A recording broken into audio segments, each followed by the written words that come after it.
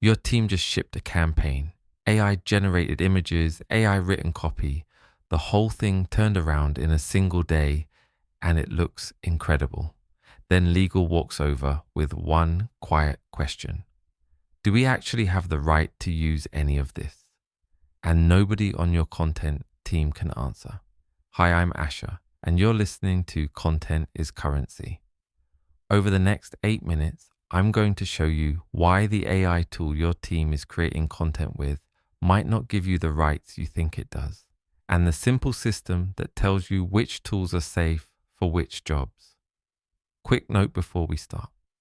This is not legal advice, it's a framework. Run it past your own counsel. The tax for getting this wrong is real, and it lands on your balance sheet. Let's go. Here is what is actually at stake. There are 3 landmines, and most enterprises step on all 3 without ever knowing it. Landmine 1 is indemnity. If someone sues you because that AI image looks too much like their copyrighted work, does the tools maker defend you, or are you standing in court alone?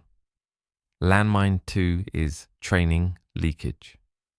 When your team pastes the unreleased product brief into a chatbot, does that tool learn from it and quietly serve pieces of it to the next company that asks?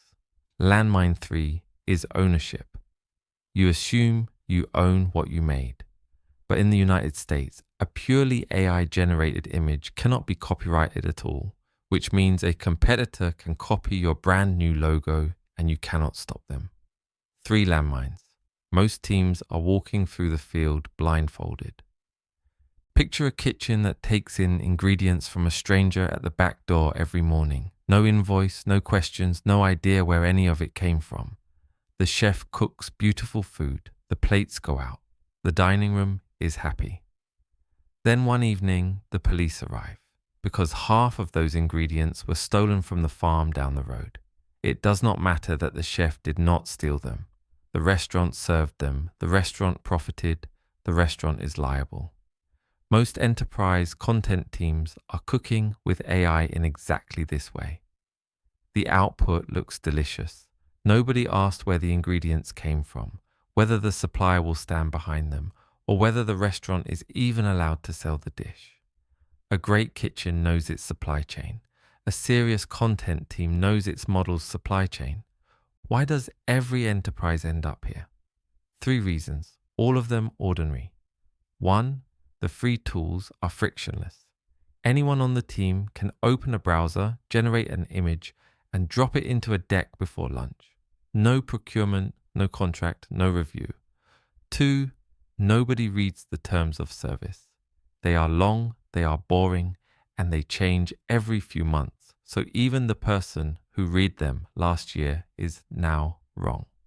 3, the people who actually understand the legal exposure, your counsel and your procurement team, are never in the room when the tool gets chosen. The content team picks the tool on quality and speed. Legal finds out it exists when the lawsuit lands.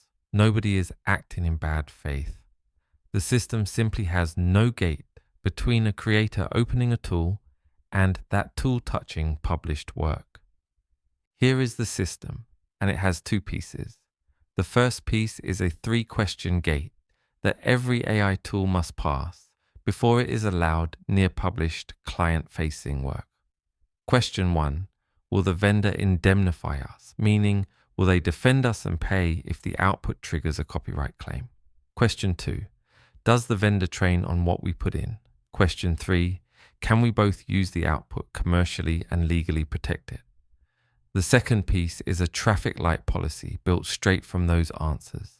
Green tools, fully indemnified and private, are cleared for anything you publish.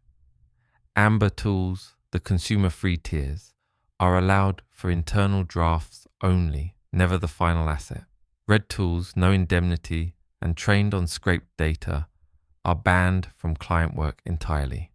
3 questions, 3 colors, 1 page, the whole team follows. Question 1, indemnity. This is the one that protects your balance sheet.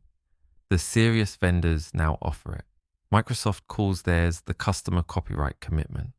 OpenAI calls theirs Copyright Shield.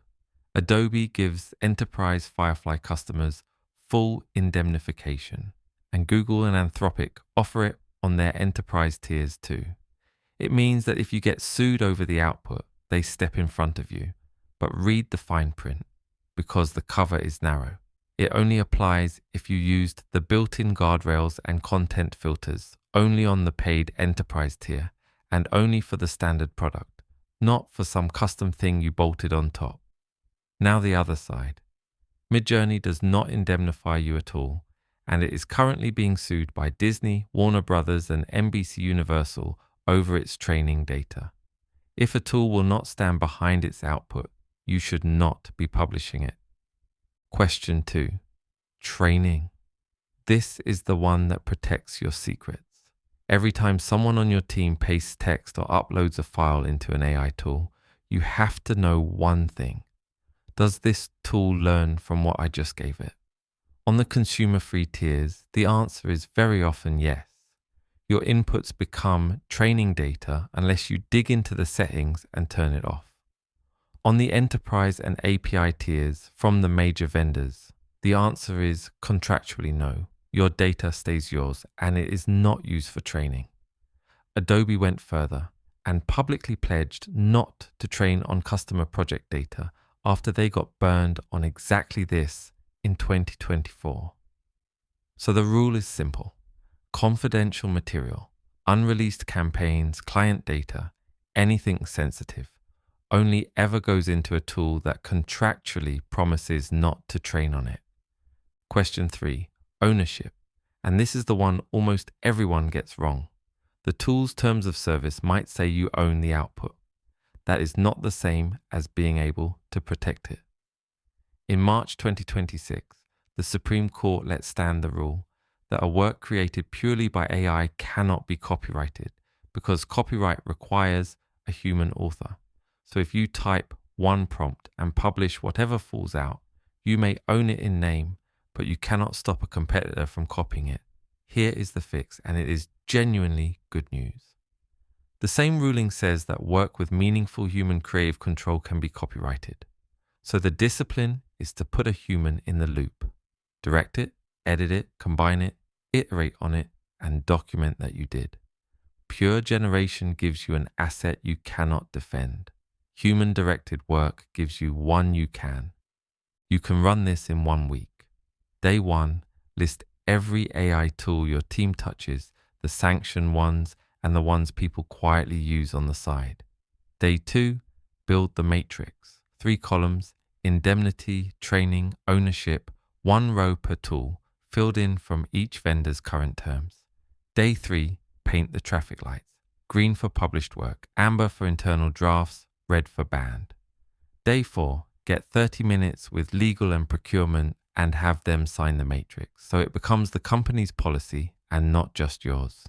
Day 5, brief the team in 1 meeting and pin the 1-page policy where everyone can see it. The gap between what your team assumes and what the law actually allows closes the moment that page goes on the wall. Now go build it. I'm Asher. This was Content is Currency from Table 8. We'll see you next episode.